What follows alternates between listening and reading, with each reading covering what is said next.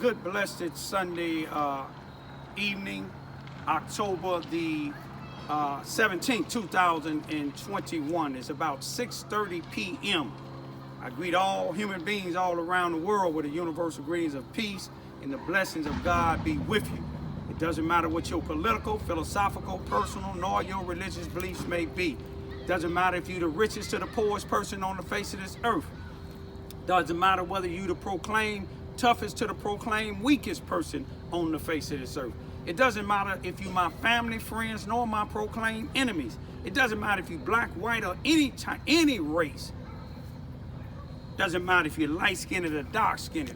I greet all of you all with that same universal greetings of peace and the blessings of God be with you. What I want to talk to you all about tonight, first I want to say, black folks, if the shoe fit, wear it. Wake up. Stop this black on black senseless killing. Stop this black on black senseless killing, y'all. Pay attention to what's going on. Some people say, well, I be paying attention to places that where I don't even live. But I'm paying attention to places that where I want to try to wake up black people that study killing each other for senseless and unjustifiable reasons. I want to take you back to Washington, D.C. Took you to Washington, D.C. earlier about what's going on in Howard University. With all that money that they getting, it's a predominantly black university, 86% or more black students, and they have to protest to get the faculty, the people that have the money to get rid of rats, roaches, and pipe leaks. But there's something even critical happening in Washington, D.C., y'all. Just Friday, a police officer for the Capitol, for the White House, he been on the force for 25 years. He just been indicted by the federal government for warning some of the people that was in the riot, in the attempt coup in Washington, D.C. on Wednesday, January the 6th, 2021, trying to break into the White House because they was upset about Trump losing the election. He was indicted for warning other individuals that he knew personally on Facebook, telling them to delete all the pictures and things that they had concerning to January the 6th, 2021, when they was inside of the Capitol. But them 25 years that he spent on that force, he didn't have enough up here. But see, white supremacists is so strong, they figure that they got all sorts of government officials that won't find out what they're doing.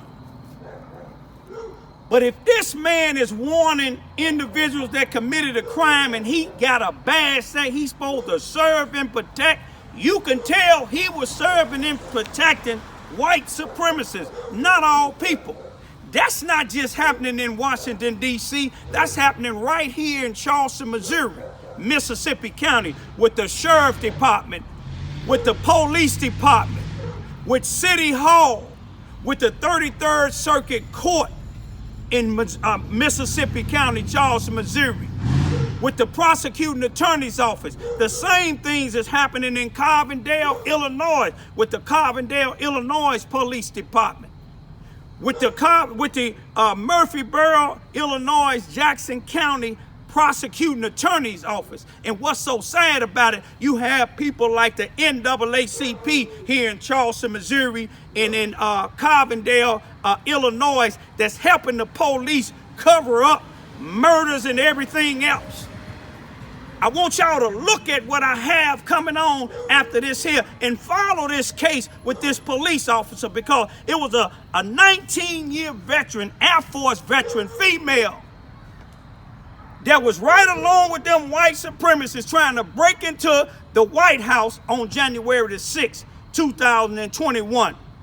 But a black officer did his job and he put her to rest because he felt he was threatened. But they had a problem with that. But I want you to see something else. Y'all remember a little while ago, that a black woman was shot and killed when she was on the White House premises, when she was in a car, and I believe they said she tried to run the police over, so in self-defense they shot and killed her. But I want you to look at this when this white female just past Friday, I believe it was on the 15th, the same day that they arrested this Capitol Police who was on the force for 25 years. A white female came on the White House, in front of the White House, with a baseball bat, swinging it at the police, bit one of them. Now, I asked my 15-year-old daughter and my 14-year-old granddaughter what they thought would have happened if it was a black woman. And anybody in their right mind knows she would have been shot dead, shot, killed. This woman, all you see is some type of plastic bag over her head, and they done arrested her. A black woman wouldn't have been standing. Y'all pay attention to what these things is saying. This ain't just happening in Washington, D.C. You see, if the federal government come down here and listen to just a part of what I'm saying about the Charleston, Missouri Police Department, the Charleston, Missouri Sheriff Department, the 33rd Circuit Court here in Charleston, Missouri, Mississippi County, the police department here in Charleston, Missouri, and the same with the police department in Carbondale and Illinois, and the Jackson County, Illinois prosecuting attorney's office, and with these NAACP members and presidents here in Charleston, Missouri, and in Carbondale, Illinois, and the people that's getting this government grant money, if they come to investigate just part of what I'm saying, the jails will be overcrowded with black and white, mainly blacks here in Charleston, Missouri, and in Carbondale, Illinois, because they land here, help covering up what's wrong. Now look at these two videos that's coming on after this here, and you just tell me what you think. Peace be still. Arrested after bringing a baseball bat to the Capitol Hill area, then reportedly biting a Capitol police officer. 25-year-old Olivia Romano was stopped at the west front of the Capitol this morning. She reportedly swung that bat at the officers before officers moved in. Romano is claiming police battery. Charges are pending. First Capitol police officer charged in the January 6th insurrection. Officer Michael Riley is facing 2 counts of obstructing justice. Prosecutors say he actively worked to get in the way of their vast investigation. Let's get right to Mike Valerio live at the Capitol. And Mike, what else do we know about this case at this hour?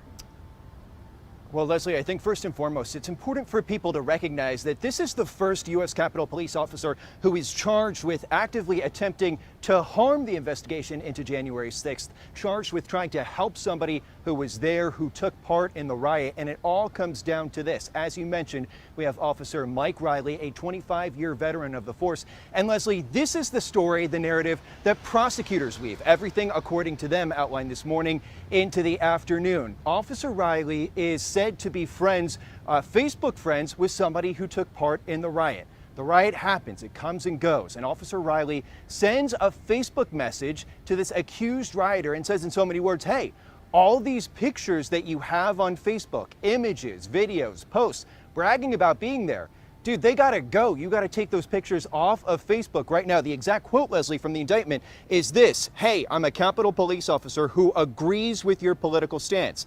Take down the part about being in the building. They are currently investigating, and everyone who is in the building is going to be charged. Just looking out. So that is part one of the charges that we have right here. Part two, Leslie, is the FBI gets wind that these Facebook messages exist, that this officer is allegedly helping a Capitol rioter. As soon as the FBI wants to see those messages, this officer is accused of deleting them. So from the DOJ's point of view, that is tampering with evidence and harming this investigation. So where we stand right now at this 5 o'clock hour, the officer has been allowed to be released from prison under his own recognizance. He is on administrative leave, and coming up in the news at 6, we're going to talk about who exactly he is after we dug into his background. We're finalizing those details. We will have them when we're back in just under an hour. Leslie? And just the details are just kind of mind-blowing when you think about the words that were used and what's alleged to have happened. And I know you've got all the details, and we'll continue to go through them.